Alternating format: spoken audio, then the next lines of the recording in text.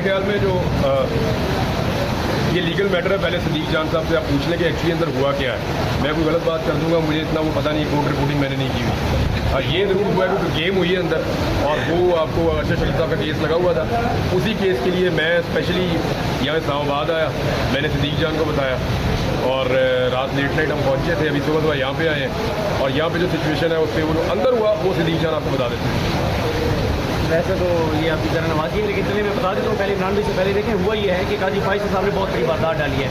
वारदात तो उन्होंने ये डाली है कि ये 18443 का केस था, यानी सुप्रीम कोर्ट ने सो मोडो लिया था, और जो प्रैक्टिस एंड प्रोसीजर कानून है जो नून लीग लाई थी, और काजी साहब को कानून इतना पसंद था कि काजी फाइज ईसा साहब ने उसके बाद 4 माह तक बेंच में नहीं बैठे और उन्होंने कोई काम नहीं किया। उन्होंने कोई किसी आम पाकिस्तानी का केस नहीं सुना, उन्होंने कोई अदालती काम नहीं किया। उन्होंने कहा मुझे नून लीग का बनाया हुआ कानून इतना पसंद है कि जब तक नून लीग का बनाया गया ये कानून उस पर सुप्रीम कोर्ट अमल दरामद शुरू नहीं करेगी मैं काम नहीं करूंगा। हालांकि सुप्रीम कोर्ट उसको सस्पेंड कर चुकी थी। खैर, अब ये मामला 18443 का था, 5 रुकनी बेंच सुन रहा था। बंदियाल साहब की सरबराही में याद लहसन साहब भी इसमें थे, मज़ाहिर अली अकबर नकवी साहब भी थे, उसमें मोहम्मद अली मदद साहब भी थे, उसमें जवाब खान मदोखेल साहब भी थे। अब काजी साहब ने खामोशी के साथ ये केस चुप करके 3 रुकनी बेंच के सामने लगा दिया, मंसूर अली शाह साहब के पास। हालांकि ये बेंच काजी साहब इस बेंच के पास भेज ही नहीं सकते थे। ये 18443 का मामला था।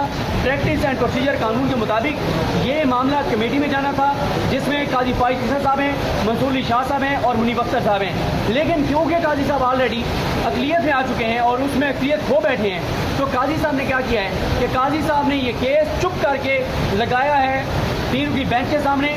और आज कमरे अदालत ने में बहुत बड़ा इंकशाफ किया मंसूर अली शाह साहब ने कि उनको पता ही नहीं है कि 18443 का ये केस लग गया है। ये वाज़े तौर पे अब आप इसको वारदात कहिए, आप इसको शरारत कहिए, आप इसको साजिश कहिए, आप इसको मिसकंडक्ट कहिए, लफ्ज़ मुझे नहीं पता कि क्या हो सकता है। लेकिन बड़ी जाती किया काजी साहब ने। पहले वो अरशद शरीफ साहब का केस लगा नहीं रहे थे और कई बार साफ़ी ने उनसे पूछा है, लेकिन वो आए बाएँ शाएँ करते थे, मैंने फाइल नहीं देखी, मैंने ये नहीं किया, मैंने वो नहीं किया। और मतीउल्लाह जान साहब ने भी ओपन कोर्ट में खड़े होकर कहा था कि अरशद शरीफ साहब का केस आप नहीं लगा रहे। अब केस लगाया और लगाया 3 रुकनी बेंच के सामने, जो कि वो नहीं लगा सकते थे। पहला 5 रुकनी बेंच के सामने लगना था, दूसरा ये बेंच बनना था कमेटी के अंदर। काजी साहब ये बेंच नहीं बना सकते थे, काजी साहब ये केस इस बेंच के सामने मार्क नहीं कर सकते थे। लिहाजा आज मंसूर अली शाह साहब ने कहा है कि मामला बहुत अहम है, लेकिन मसला ये है कि इस केस में जो बेंच है वो ही 5 भी नहीं है, हम मैरिट्स नहीं सुन सकते। बाकी आज बुकला शौकत अली सिद्दीकी साहब भी पेश हुए, मियां अली शाह साहब भी पेश हुए, और जो उनके मियां अली शाह साहब साथ हैं, क्या नाम उनका, हाँ, शाहजेब मसूद साहब भी पेश हुए। और शाहजेब मसूद साहब ने अदालत को एक बात बड़ी इंपॉर्टेंट की, उन्होंने कहा कि GIT जो काम कर रही है कम अज़ कम उनकी अरशद शरीफ साहब की फैमिली को तो बताए ना कि मामला कहाँ तक जा रहा है। कोई उनकी फैमिली को नहीं बताया जा रहा, कोई पता नहीं है, मुलाकात ही नहीं की, कीनिया के साथ क्या करस्पॉन्डेंस चल रही है कोई पता नहीं है। और अब ये वकला ने कहा है, अली फाक साहब ने, कि जो कीनिया कोर्ट का फैसला है वो CMA के जरिए इस अदालत के सामने रखा जा रहा है। अब मामला कमेटी को भेज दिया जाए, 5 रुकनी बेंच बनेगा, कमेटी बनाएगी, देखते हैं कि कौन सा बेंच बनता है। और कुछ जजेस, अच्छे जजेस का नाम ले रहे थे इमरान भाई, वो बात करेंगे कि किसको लाजमी इसमें होना चाहिए। अच्छा, एक सदीक जान साहब एक सवाल का जवाब आप दे दीजिएगा। ये 6 लोगों की भी बात हुई है कि शौकत अजीज़ सिद्दीकी साहब ने रखा है कि हमने 6 लोगों के नाम भी दे रखे हैं, और जिन लोगों को पता है उन लोगों को भी अदालत के सामने बुलाया जाना चाहिए, जबकि पिछले बेंच ने वो दरख्वास्त नाकाबिल समाअत करार देते हुए मुस्तरद कर दी थी। उन्होंने इमरान खान के बारे में, मुराद सईद के बारे में कहा था, मेरा नाम था उसके अंदर, इमरान रियाज का, और 2-3 और लोग हैं। किसका था? हाँ, मुराद सईद साहब का भी नाम था, और फैसल वाडा का भी नाम था उसमें, कि भाई ये लोगों के पास इन्फॉर्मेशन है कोई और इनको बुला के पूछा जाए। तो बिल्कुल कोर्ट जब बुलाएगी तो ये सारे लोग आके जो इनके पास मौक़िफ़ है वो इनको देना चाहिए। वालदा की दरख्वास्त की भी बात हुई है कि वालदा की तरफ से दरख्वास्त है उसको भी कंसिडर उसमें डिस्पोज ऑफ कर दी गई थी, लेकिन मंसूर अली शाह साहब ने यही कहा है कि आप जो बात कर रहे हैं वो केस के मेरिट रिलेटेड है। जब तक ये 5 रुकनी बेंच नहीं बनता हम इस मामले को दायरा नहीं चला सकते। और अब ये मामला लगता ही है कि 11 सितंबर के बाद जाएगा, क्योंकि 11 सितंबर तक छुट्टियाँ हैं। हाँ, अगर ये आ जाते हैं पहले 2 जजेस और ये कमेटी में जजेस ऐसे शामिल हो जाते हैं जो यहाँ पे इस्लामाबाद में मौजूद हैं, फिर होती थी इस बात, लेकिन लगता नहीं है कि 11 सितंबर से पहले समाप्त होगी। लेकिन इसमें जो मुझे आज बात समझ आई है ना, मैं इसके अंदर मोटी बात आपको बताता हूँ, क्योंकि आई एम आउटसाइडर है। मैं यानी मेरा हक तो है कि बतौर सहाफ़ी मैं आगे यहाँ पे कवर कर सकता हूँ, लेकिन मेरा इस पर एक्सपीरियंस कम है। लेकिन जो बात मुझे समझ आई है, मुझे आज जो लफ्ज़ सदीक जान ने बोला ना, वारदात, यानी उसको अगर आप देखें तो ये इस इमारत के अंदर जो पॉलिटिक्स इस वक्त चल रही है उसकी मुझे समझ आई है। यहाँ सब कुछ नॉर्मल नहीं है, इस अदालत के अंदर हालात नॉर्मल नहीं है। अरशद शरीफ का वो केस है, जब से कादी फ़ाइज़ ईसा साहब चीफ जस्टिस बने तब से लेकर अब तक कई मरतबा उनके सामने खड़े होकर अरशद शरीफ का नाम लिया गया, लेकिन उन्होंने अरशद शरीफ के केस के ऊपर एक लफ्ज़ किसी को नहीं बोलने दिया। और अरशद शरीफ वाला केस कादी फ़ाइज़ ईसा साहब ने नहीं लगाया, लेकिन अचानक से कादी फ़ाइज़ ईसा साहब जो रूल्स हैं उन्हें वायलेट करते हुए इस केस को लगा देते हैं उस जज की अदालत में जो आने वाले चीफ जस्टिस ऑफ पाकिस्तान है। तो इसका मतलब ये है कि जिन वजूहात की बिना पर या जिन ताकतों की वजह से कादी फ़ाइज़ ईसा साहब अरशद शरीफ का केस नहीं लगा रहे थे, कादी फ़ाइज़ ईसा साहब चाहते हैं कि वो ताकतें और आने वाले चीफ जस्टिस आमने सामने आ जाएं। तो ये मुझे सारा पॉलिटिकल गेम टाइप का लगा।